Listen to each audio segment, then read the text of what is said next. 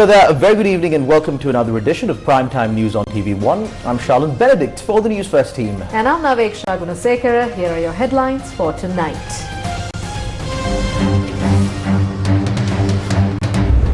Deshabandhu found guilty by Parliamentary Committee.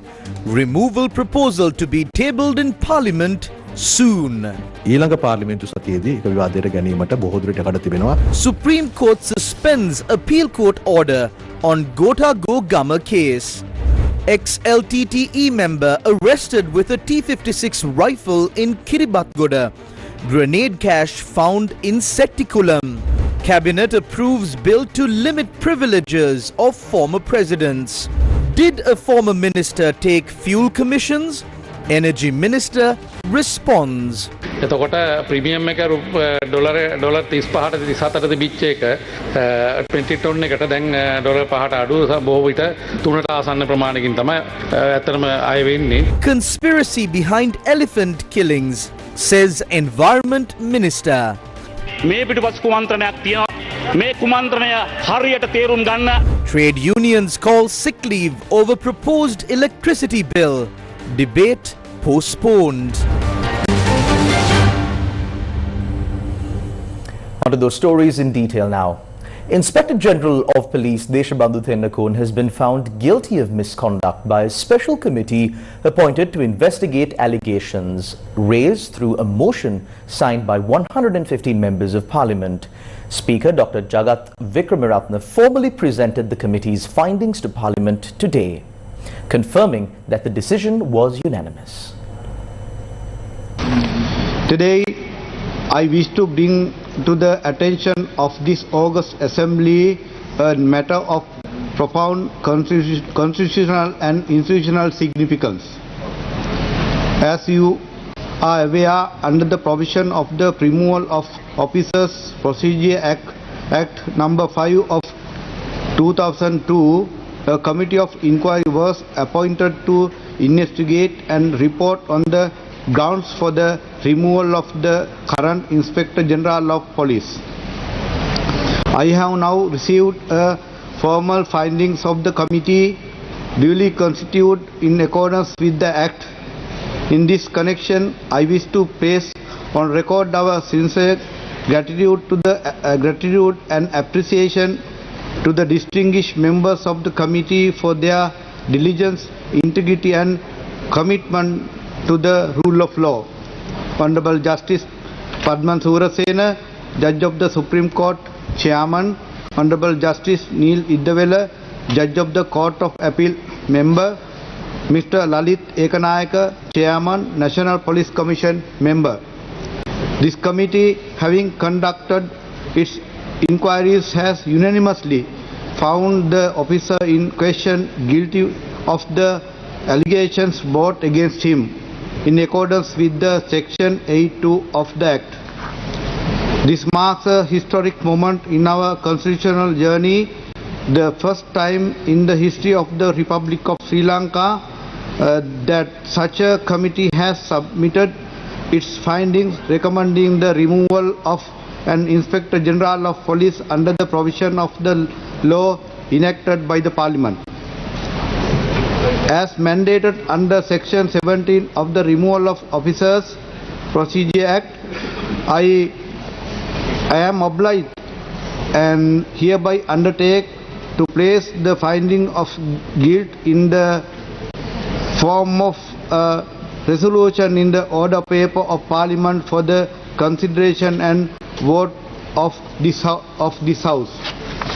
Further, for the information of the honourable members and the interest of transparency and public accountability, I have directed the Secretary General of Parliament to table the committee's report as a parliamentary paper, and arrangements will be made for the members to receive copies in all three official languages in due course. I also intend to authorize its release to the general public, mindful of public interest and fundamental importance of upholding the trust reposed in institutions. This Parliament, representing the sovereign will of the people now bears the strong responsibility of considering the resolution to give the effect to the committee's findings. The House shall be notified in due course of the scheduled date for the debate and vote. Let me reiterate that executing this duty, we uphold the values of constitutional governance, institutional accountability and the supremacy of the law, principles that are foundational to the functioning democracy. I urge honourable members to approach the forthcoming proceedings with the dignity, objectivity and responsibility they demand. Accordingly, I table the report of the said committee of inquiry only in English language with the special leave of the House, and the soft copy of the reports in English language will be uploaded to the Parliament website for the easy reference. A proposal to remove Inspector General of Police Deshabandhu Tennakone from office, signed by 115 members of Parliament, was submitted to the Speaker on the 25th March. This was done in accordance with provisions of the Removal of Public Officers Procedure Act No. 5 of 2002. According to the Act, the proposal included 27 allegations against the IGP, including abuse of power, corruption, serious dereliction of duty and extreme political bias. As per the provisions of the Act, the Chief Justice appointed Justice Preeti Padman Sirasa, while the Prime Minister and the Leader of the Opposition in agreement appointed retired Judge Neil Iddawala and National Police Commission Chairman Lalit Ekanayaka to investigate these allegations. Over the past few weeks, the committee conducted investigations into the allegations, and today the Speaker released the final report's conclusions. Following the committee's decision, the Speaker is now empowered to include the proposal to remove Deshabandhu Tennakone from office in the Parliamentary Order Book. According to the Act, if a majority of all members of Parliament, including those not present, approve the proposal, the President must immediately remove the individual from office. What are the next steps regarding this matter? The Cabinet spokesperson provided the following clarification. The report has now been submitted to Parliament by the Speaker. A debate and vote will be held in Parliament regarding this matter. Before that, it must be included in the order book and kept there for 5 days. Therefore, it will not be taken up for debate during this parliamentary week. Most likely, it will be debated in the next parliamentary week. This will be decided at tomorrow's meeting of the Parliament's Business Committee. This is the response from the Sri Lanka Podujana Peramuna. Government officials becoming politically biased is a reality. Even this current administration is not free from politically affiliated officials. At that time, we needed to save this motherland from the grip of drug traffickers. We had to protect our children and bring them to a place free from drugs.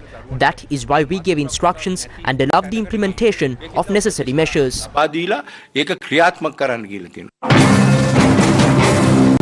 Former Minister of Justice Vijayadasa Rajapaksa points out that the appointment of Deshabandhu Tennakone is legally invalid.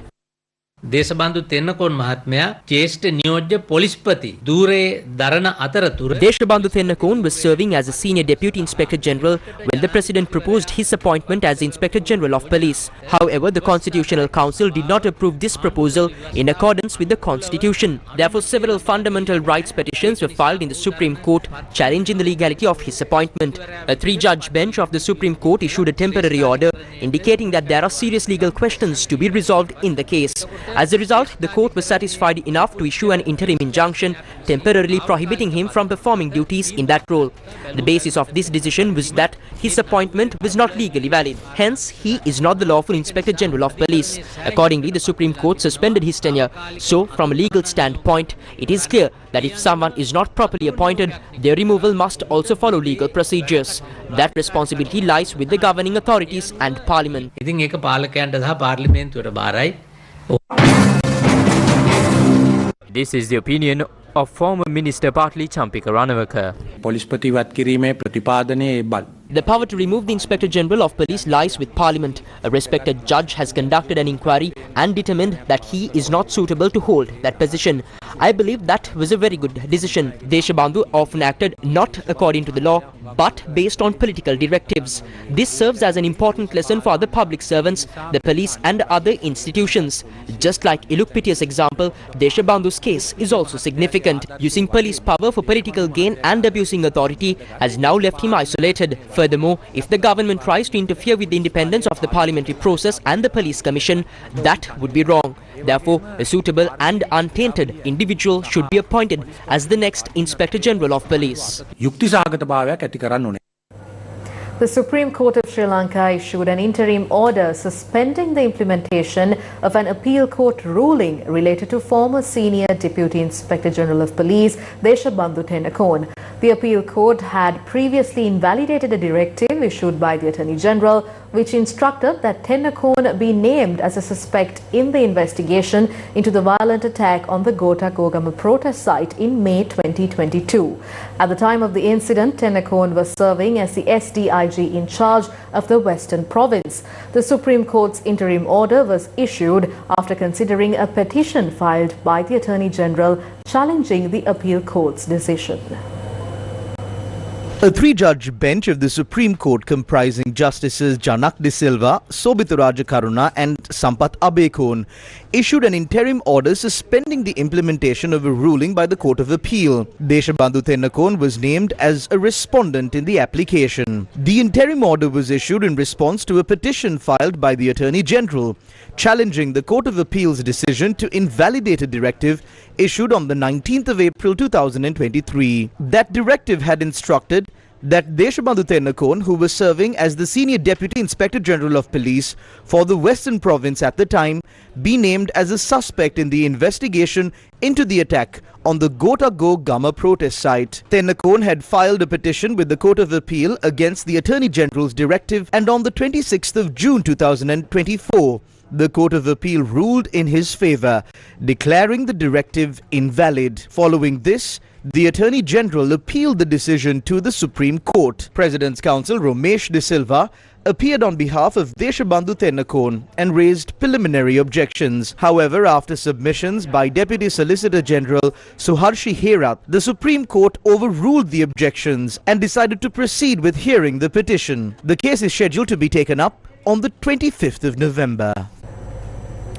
The Commission to investigate allegations of bribery or corruption informed the Colombo Magistrates Court that there is no preparation underway to arrest former Deputy Inspector General of Police Rohan Premaratne of the Criminal Investigations Department. The statement was made during a hearing of an anticipatory bail application filed by Premaratne, who had requested bail in anticipation of a possible arrest. During the court proceedings, investigating officers said that they only require a statement from Premaratne regarding the incident in question and that there is no current necessity to arrest him. They also confirmed that no officers had visited his residence with the intention of making an arrest. Appearing on behalf of Premaratne, Attorney-at-Law Sarinda Jayawardena argued that his client was under threat of arrest in connection with a financial fraud investigation that allegedly occurred during his tenure as CID Director. The Attorney-at-Law revealed that the investigation was initiated based on anonymous petitions and is being conducted by both the Financial Crimes Investigation Unit and the CID and the Colombo Crimes Division. A case related to these investigations has already been filed before the Colombo Chief Magistrates Court. The Bribery Commission has also summoned Premaratne to provide a statement regarding the incident. His attorney requested that the court release him on an anticipatory bail, citing the possibility of arrest when the statement is recorded. After reviewing the submissions, the additional magistrate scheduled the next hearing for the 26th of August to further consider the application. The court also ordered Premaratne's attorneys to ensure his client appears before the Bribery Commission on the 4th of August to provide the required statement. A police inspector has been arrested on suspicion of misleading investigations into the murder of 2 police officers in the Vaunathiu area, which occurred prior to the Easter Sunday terror attacks. The arrest was made during an operation carried out by the Criminal Investigations Department. Police stated that the suspect police officer will be held for 72 hours by the Criminal Investigation Department for questioning.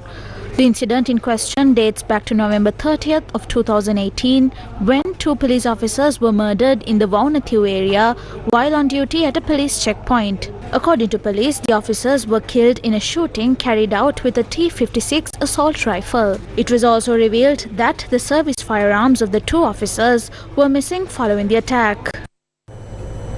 A former LTTE member suspected of being involved with criminal gangs was arrested by the police last evening in Kiribatgoda. According to police, based on information obtained from the suspect, a cache of weapons including 86 hand grenades were discovered today in Vaunia Setikulam.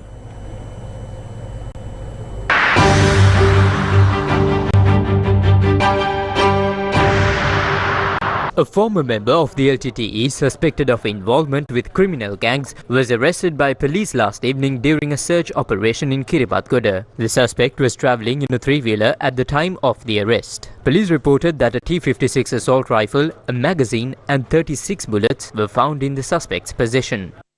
Following the interrogation, police conducted a search today at a property in Setikulam, Vaunia, where they uncovered a hidden cache containing 86 hand grenades, 326 rounds of T-56 ammunition and 5,600 narcotic pills.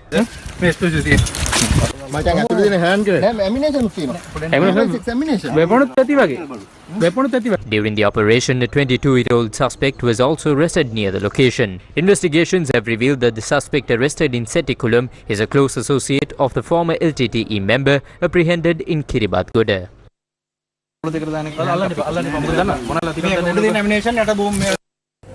Colombo Additional Magistrate Harshana Kakunavala ordered to release on bail of Shan Yahampat, the personal secretary to former Minister of Labour and Foreign Employment Manu Shananayakara. Yahampat was arrested by the Commission to investigate allegations of bribery or corruption on suspicion of committing the offence of corruption. The suspect was released on 2 personal bail bonds of 2.5 million rupees each. Colombo Additional Magistrate Harshana Kakunuvela ordered a travel ban on Shan Yahampat and also instructed that Yahampat's passport be surrendered to the court. The suspect was taken into custody by officials of the Commission to investigate allegations of bribery or corruption and produced before court. Appearing on behalf of the Commission, Assistant Director of Legal Affairs Sulochana Hettiarachchi informed the court that the suspect is accused of accepting a bribe of 4.3 million rupees from the owner of a private institution. The payment was allegedly made in connection with the selection of that institution without proper procurement procedures to conduct external training programs for officials of the Foreign Employment Bureau. The case will be taken up again on the 16th of September. Cabinet spokesperson Minister Dr. Nalinda Jayatissa confirmed that the name of Supreme Court Justice P. Padman Surasena has been submitted by President Andrukumara Dissanayake to the Constitutional Council for the position of Chief Justice. Current Chief Justice Murthu Fernando is scheduled to retire on the 27th of this month.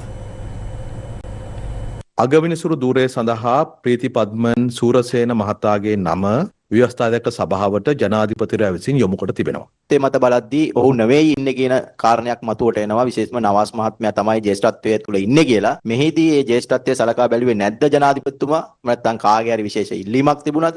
එතුමා මේ අධිකරණ ශාස්ත්‍රීය ජේෂ්ඨයෙක්. එතුමා ශ්‍රේෂ්ඨ අධිකරණ විනිශ්චයකාරවරයෙක්. කාලයක් තිස්සේ අපි අධිකරණ පද්ධතිය වැඩ කරපු කෙනෙක්. ඒ සියලු කරුණු සලකා බලලා තමයි ජනාධිපතිවරයා මේ නම ඉදිරිපත් කළා තිබෙන්නේ. Cabinet approval has been granted to present to Parliament the draft bill prepared to abolish the special privileges granted to former presidents and their families. Cabinet approval has been granted to present to Parliament the draft bill aimed at repealing the President's Entitlements Act No. 4 of 1986. The Cabinet approved the preparation of this draft bill on the 16th of June and the Attorney General has now issued his observations on the finalized draft.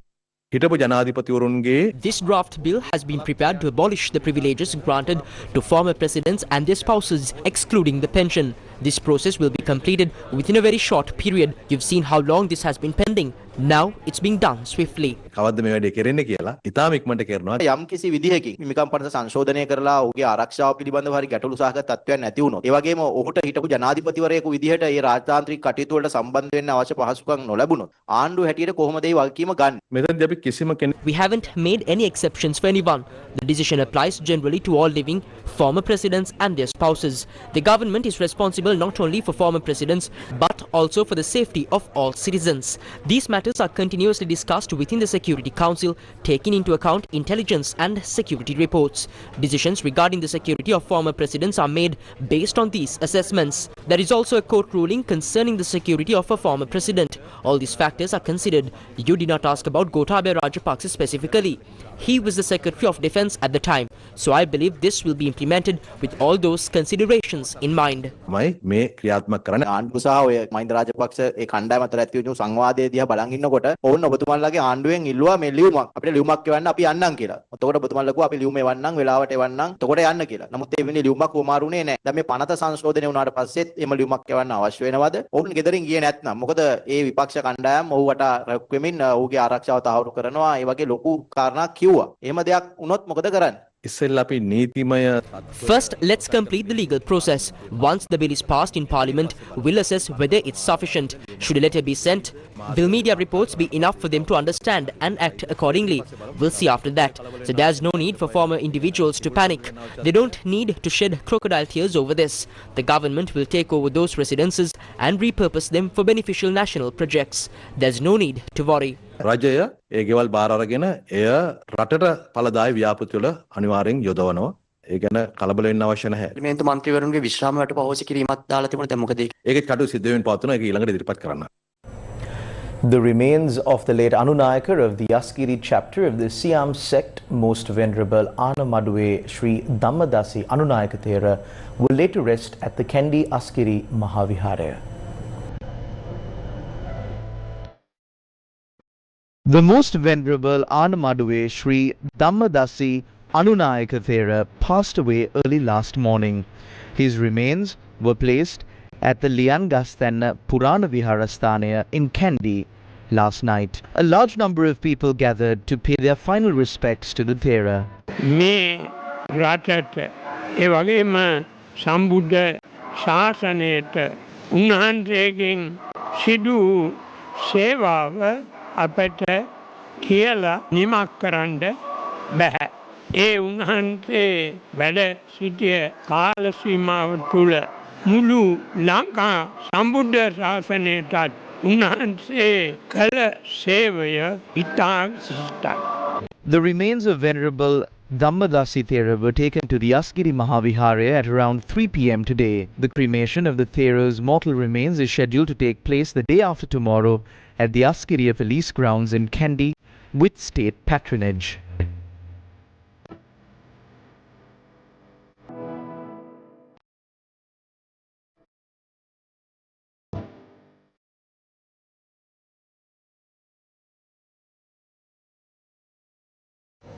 In more local news, several trade unions of the Ceylon Electricity Board today engaged in a trade union action by reporting sick leave. They say that the proposed electricity bill would deprive employees of their rights and privileges. They demanded a collective agreement to safeguard their rights and privileges. A protest was staged this afternoon opposite the Ceylon Electricity Board head office in Colombo under the theme "Do not cut employee privileges and rights, immediately sign a collective agreement."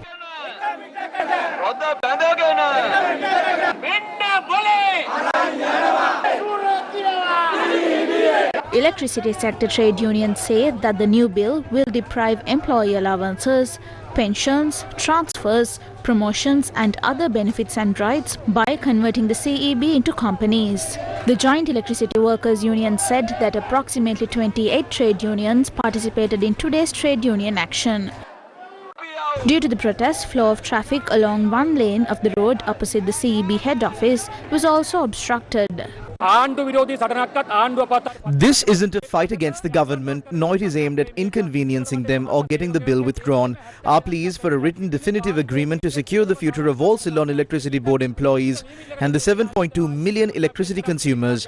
We are telling the government once again, don't mislead CEB employees, don't inconvenience the entire public, don't take this in the wrong direction and make it difficult for the government, and don't make it difficult for the country. අපි මේ ඉල්ලන්නේ ආණ්ඩු පෙරළන සාකච්ඡා නෙවෙයි අපි ඉල්ලන්නේ විදුලි බල මණ්ඩල සේවකයට මේ ප්‍රතියෝගිතකරණයත් එක්ක වරප්‍රසාද වරදාන ප්‍රතිලාභ හිමිවන සාමූහික කිවිසුමකට යන්න කියලා සේවකයාගේ අර්ථ. What will happen to the Employees Provident Fund? What will happen to gratuity payments? What will happen to employee pensions? What happens to future transfers? How will they be handled? Also, what happens to the currently unconfirmed employees? We're not asking for salary increases or more allowances in any way. We're asking the government to secure employees' rights and come to an agreement. Trade unions representing the Sri Lanka Podu Jana Peramuna within the Ceylon Electricity Board also joined today's trade union action. Given the current destruction and reduction of employees' rights, we want to emphasize at this moment that we have unconditionally united with all trade unions and everyone else in this struggle to protect the rights of Ceylon Electricity Board employees. That's why we are saying, if a mistake was made here, as the president of the trade union, we've joined forces at this moment to rectify that mistake. That's what I said.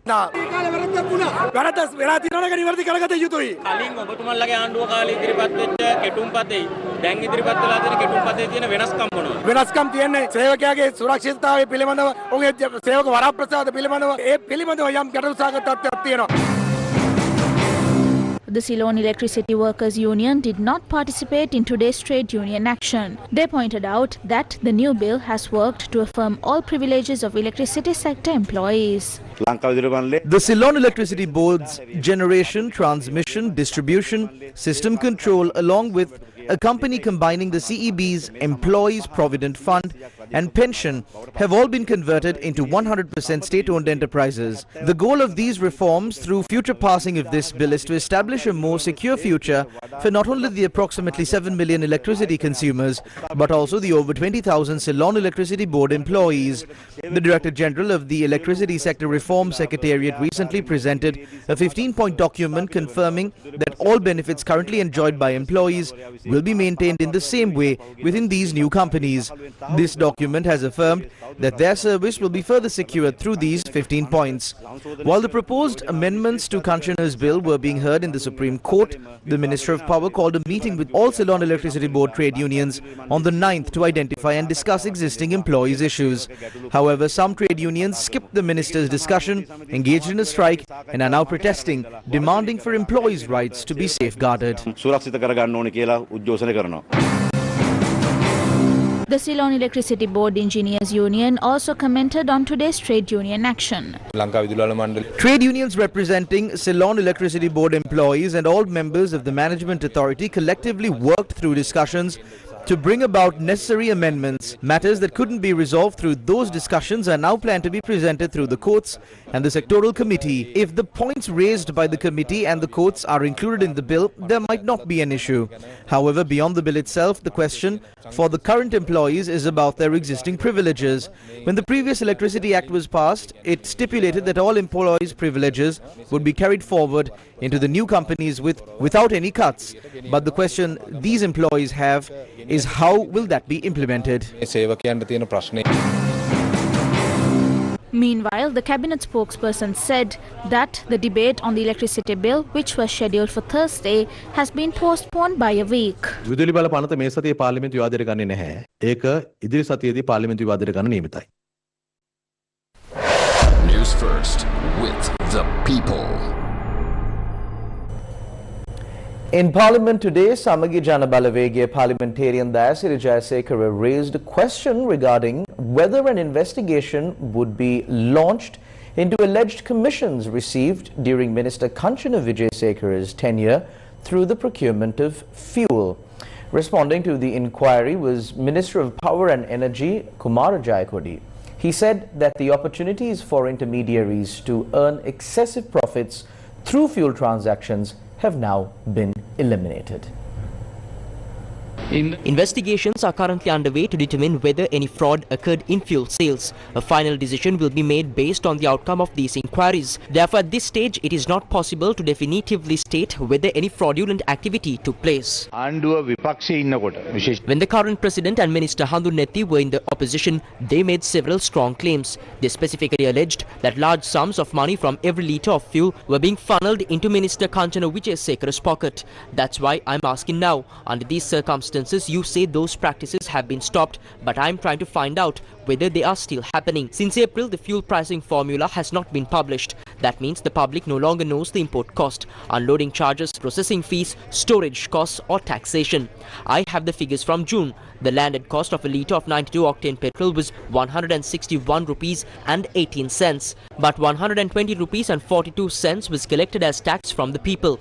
That's what was claimed to be going into Minister Wijesekara's pocket. Petrol octane 95 was imported at 154 rupees and 39 cents, and 145 rupees and 29 cents was taxed. Lanka auto diesel cost 185 rupees and 67 cents, with 97 rupees and 47 cents taxed. Lanka super diesel was 157 rupees and 84 cents, and 120 rupees and 67 cents was taxed. So I want to ask, when will this tax burden be reduced? You said relief would be given, but when will these taxes be removed so the people can buy petrol at 161 rupees and 18 cents? Okay, මම හිතන්නේ මේ ප්‍රභේද දෙකක් තියෙනවා. එකක් තමයි premium එක හරහා සාක්කුවට යන එක. ඒ හැරෙන්න බදු වල සල්ලි සාක්කුවට යන්න බෑනේ ආණ්ඩුවට යන්නේ. එතකොට I believe there are two separate issues here. One is the premium that allegedly goes into private pockets, but tax money doesn't go into pockets. It goes into the government. Previously, the premium was around 35 to 37 US dollars per metric ton. Now it's reduced to around 5 US dollars, often close to 3 US dollars. That's a separate matter. Depending on the tender, the premium varies, sometimes 2 or 3 different prices. It's an average, so it's not accurate to say it's always $30. That's how you can assess whether money went into someone's pocket. As for taxes, the 50 rupee tax was introduced to repay 884 billion rupees debt that the previous government had passed onto the current administration.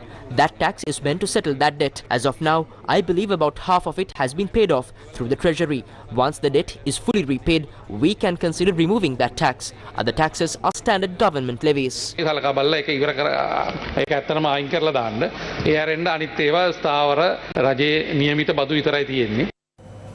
Environment Minister Dr. Dhammika Pattabandi said in Parliament today that the ongoing killing of wild elephants is a part of a conspiracy. He expressed these views while responding to a question raised by opposition leader Sajith Premadasa.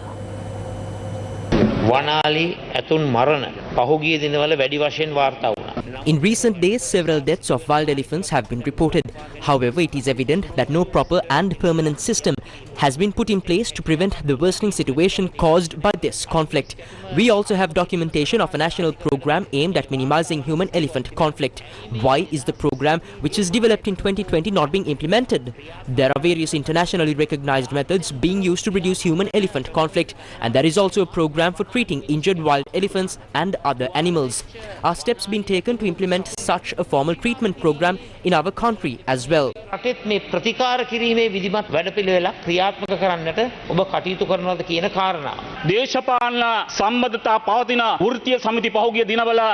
In recent days, trade unions with political affiliations were preparing to launch a strike. These plans were intended to align with the recent elephant deaths. However, we held discussions with those trade unions and were able to reverse those plans to some extent. Therefore, I urge the Honourable Opposition not to resort to such disgraceful political tactics. It is not the farmers who are killing these elephants. These are the same farmers who brought milk from their own fields to feed sick elephant Bhatia. They are the residents of these areas, so it is not the farmers who are shooting and killing the elephants. There is a deeper conspiracy behind these incidents. That conspiracy must be properly understood. This government has shown the greatest commitment to environmental protection in the country's history. It is a government that truly cares for the environment. What is happening now is not about protecting the environment or saving the elephants. It is an attempt to disrupt and sabotage the very programs aimed at environmental conservation and elephant protection. මේ උත්සාහය තියෙන්නේ අන්න ඒ පරිසරය ආරක්ෂා කරන වැඩපිළිවෙල ඒ අලියතුන් සංරක්ෂණය කරන වැඩපිළිවෙල කඩාකප්පල් කිරීමේ උත්සාහයක් තමයි මේ තියෙන්නේ. The SME Sector Sustainable Tourism Certification Awards 2025 was held in Colombo. The SME sector sustainable tourism certification, aligned with GSTC guidelines with UNDP's Biofin and SLTDA, underpins Sri Lanka's tourism appeal and necessitates sustainable management to ensure long-term industry viability. Following last year's inaugural awards, this year, another 100 entities have been certified under the NSTC scheme. The long-term vision is to elevate SME sustainability standards to match broader tourism sector benchmarks, ultimately integrating them into mainstream certification systems. Speaking at the event, UNDP resident representative in Sri Lanka, Azusa Kubota, emphasized on the importance of sustainable tourism. Sustainable tourism is not just a buzzword. It is about being committed to nurturing an equilibrium among environmental preservation, social-cultural integrity, and economic prosperity, already mentioned by the Deputy Minister. Sri Lanka's nature, characterized by its lush rainforests and pristine beaches, is beautiful. But we must remember there are also fragile ecosystems that require our respect and stewardship. Our rich diversity is a cornerstone of Sri Lanka's tourism industry. But this relationship is interdependent and symbiotic.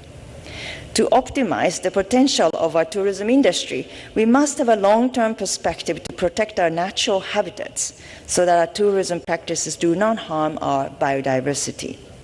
And this responsibility does not only rest with the government and big players in the industry. Small and medium enterprises play a vital role as it contributes to more than 50% of the country's GDP, and more than 75% of SMEs belong to the tourism sector. This means that tourism sector can be a catalyst in restoring livelihoods for many of the marginalized vulnerable communities in the aftermath of the economic crisis. And it can also be an equalizer for a society which is unfortunately becoming ever more unequal. The third International Conference on Mangroves for Sustainability was held in Colombo today. The International Conference on Mangroves for Sustainability brought together researchers, policymakers, conservationists and industry leaders to share knowledge, discuss challenges and explore innovative solutions. ICMS focuses on key areas such as biodiversity conservation, climate resilience, coastal protection and community engagement. Chief guest for the event, Vice-Chancellor of the Open University of Sri Lanka, Professor P.M.C. Tilakaratne, spoke on the survival and sustainability of mangrove ecosystems. Mangroves are not merely trees that grow in salty coastal waters. They are nature's guardians. They shield our shorelines from erosion, serves as nurseries for marine life, and act as powerful carbon sinks that mitigate the effects of climate change. Yet, despite this significance, mangroves are disappearing at an alarming rate, often sacrificed in the name of development and expansion. Everywhere in the world, so high-rise buildings are coming up and destroying our environment. As the climate crisis continues to challenge the resilience of coastal communities, let this gathering be remembered not just for what was said, but for what was done, decided and initiated here. Together, let us reaffirm our commitment to protecting mangroves, not just for their ecological importance, but for the millions of lives that depends on them. Mangroves are concentrated in the global south, most shared by Indonesia, of course India, Brazil, Australia hosting the largest areas, but many provinces are now threatened due to excessive or extreme land use changes, overharvesting, and climate impacts. The rates of degradation, and particularly in the Indian Ocean rim states, this is very, very stressful. I'm just stressing to say these very important things, because in the Indian Ocean rim states, especially deeply alarming, because if you look at the state of the Maldives, their neighboring state, if you look at Sri Lanka, if you look at Indonesia also away from here, if you look all these areas and also the coastal wetlands of Australia, if you look, you have the greatest threat of dieback phenomenon, the greatest looming threat, and largest dieback is reported. The International Conference on Mangrove and Sustainability is a global platform dedicated to promoting the conservation and sustainable management of mangrove ecosystems.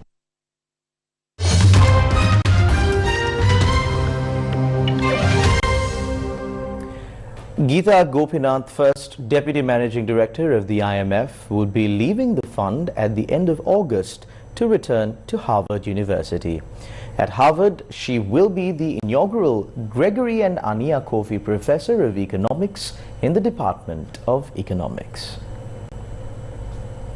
Geeta Gopinath, first Deputy Managing Director of the IMF, joined the fund in January 2019 as Chief Economist and was promoted to first Deputy Managing Director in January 2022. In that role, she oversees the work of staff, represents the fund at multilateral forums such as the G7 and G20, maintains high-level contacts with member governments and board members, the media and other institutions. She leads the fund's work on multilateral surveillance and related policies, including on monetary and fiscal policies, debt and international trade, and oversees research and flagship publications. Gopinath previously served as the chief economist of the fund from 2019 to 2022. Prior to joining the IMF, Gopinath was the Jones One-Straw Professor of International Studies and of Economics at Harvard University's Economics Department, and before that she was an assistant professor of economics at the University of Chicago's Booth School of Business. Her research, which focuses on international finance and macroeconomics, is widely cited and has been published in many top economic journals. She has authored numerous research articles on exchange rates, trade and investment, international financial crises, monetary policy, debt and emerging market crises. Indian Vice President Jagdeep Dhankar has resigned from his post for health reasons. Dhankar, 74 years old, had served as the Vice President of India since August 2022. The Vice President holds office for 5 years. Dhankar said in a letter to country's President Draupadi Murmu posted on X, quote, "To prioritize healthcare and abide by medical advice, I hereby resign as the Vice President of India, effective immediately," end quote. In India, the Vice President holds a second highest constitutional office as well as being chair of the upper house of Parliament. The Vice President also acts as the country's President if there is a temporary vacancy. The US will quit the United Nations Culture and Education Agency, UNESCO, according to the US State Department, as Donald Trump continues to pull out of international institutions. A State Department spokesperson, Tammy Bruce, said, quote-unquote, UNESCO works to advance divisive social and cultural causes and maintains an outsized focus on the UN's Sustainable Development Goals, a globalist ideological agenda for international development at odds with our American first foreign policy. The move is a blow to the Paris-based global organization founded after the Second World War to promote peace through international cooperation in education, science and culture. The decision is part of the president's second-term drive to pull the US out of a series of global bodies, including leaving the World Health Organization, halting funding to the Palestinian Relief Agency, UNRWA, and withdrawing from the UN Human Rights Council as part of a review of US participation in UN agencies. And that's a wrap of Primetime News on TV1 for tonight. Thank you for watching. Good night.